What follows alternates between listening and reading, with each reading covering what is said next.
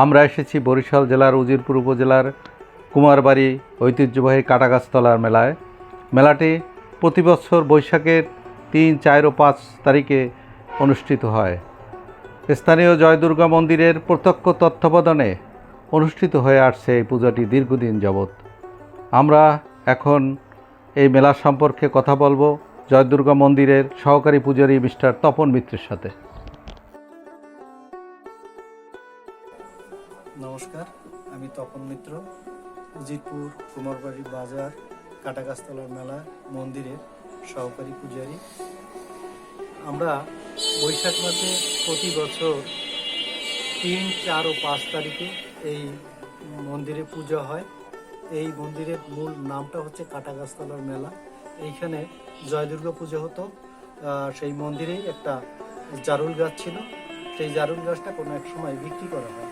বিক্রি অন্তে ক্রেতা গাছটা কেটে রেখে যায়, পরের দিন এসে দেখে যেমন গাছ ছিল তেমনই অবস্থায় আছে। সেই থেকে মন্দিরের পরিবেশটা সকলের কাছে খুব জাগ্রত হয়ে যায় এবং সেই থেকে সেখানে 3 দিন ব্যাপী নামযজ্ঞ অনুষ্ঠান হতো। বর্তমানে বিভিন্ন পরিবেশের এবং জায়গার সংকটের কারণে সেই পরিবেশটা নেই। এখন মেলা 3 দিন অনুষ্ঠিত হয় এবং সর্বস্তরের উজিরপুরের এবং বিভিন্ন অঞ্চলের মানুষ এসে এই মেলায় অংশগ্রহণ করেন। এই মেলার একটা বিশেষ বৈশিষ্ট্য হচ্ছে প্রথম দিনে তুলা বিক্রি হয়। সর্বস্তরের মানুষ বিভিন্ন জায়গা থেকে তুলা বিক্রি করতে আসে।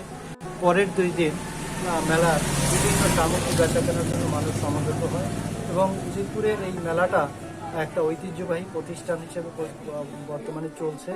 এটা উদযাপনের জন্য সর্বস্তরের মানুষের সকল প্রকার সহযোগিতা আছে।